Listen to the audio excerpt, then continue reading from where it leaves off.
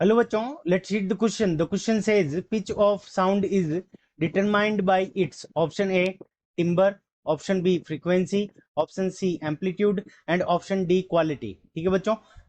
हमें क्या पूछा है इस क्वेश्चन के अंदर कि पिच ऑफ साउंड यानी जो साउंड का पिच है या फिर श्रिलनेस ऑफ साउंड है वो किससे डिटरमाइन होता है. इस क्वेश्चन को करने के लिए हम क्या करेंगे, की कंसेप्ट अप्लाई करेंगे. की कॉन्सेप्ट. अब की कॉन्सेप्ट के अंदर देखो कि हमारा बात करते हैं pitch of sound. Pitch of sound. तो पिच ऑफ जो साउंड होती है वो किसके ऊपर डिपेंड करती है, फ्रीक्वेंसी ऑफ साउंड के ऊपर. पिच ऑफ साउंड क्या होगी, फ्रीक्वेंसी ऑफ साउंड के ऊपर डिपेंड करेगी. Pitch of sound depends on frequency of sound, यानी साउंड की कितनी फ्रीक्वेंसी है उसके ऊपर ये डिपेंड करेगी. अब बात करते हैं फ्रीक्वेंसी ऑफ साउंड की.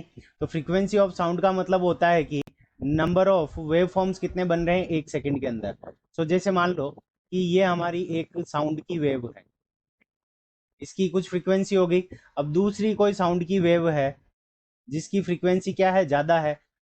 एक सेकंड के अंदर उसके जो नंबर ऑफ वेव्स फॉर्म बन रहे हैं वो क्या है, ज्यादा है. तो यहाँ पे इसकी फ्रीक्वेंसी ज्यादा है. तो जिसकी फ्रीक्वेंसी ज्यादा होगी यानी अगर मोर फ्रीक्वेंसी है, अगर ज्यादा फ्रीक्वेंसी है तो उस कंडीशन के अंदर पिच ऑफ साउंड भी क्या होगी, ज्यादा होगी. और उसके अंदर क्या होगी, श्रिलनेस भी क्या हो जाएगी, ज्यादा हो जाएगी. ऑप्शन बी हमारा फ्रीक्वेंसी इस क्वेश्चन का करेक्ट आंसर हो गया.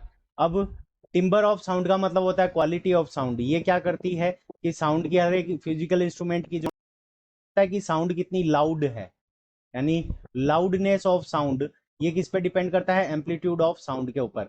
अगर कोई साउंड है जिसका एम्पलीट्यूड ज्यादा है, जैसे सपोज करो ये साउंड है जिसका एम्पलीट्यूड क्या है, काफी ज्यादा है, और दूसरी हमने साउंड की और उसका एम्पलीट्यूड क्या है, एम्पलीट्यूड मतलब यहाँ पे ऊपर की तरफ ये कितना गया हुआ है. ये एम्पलीट्यूड अगर ज्यादा है तो उसका मतलब साउंड का लाउडनेस क्या होगा, ज्यादा होगा. ऑप्शन सी इनकरेक्ट हो गया. अब क्वालिटी टिम्बर के ऊपर डिपेंड करती है तो ये भी हमारा ऑप्शन इनकरेक्ट हो गया. Option B frequency is the correct answer of this question. I hope you understood it well. Best of luck. Thank you.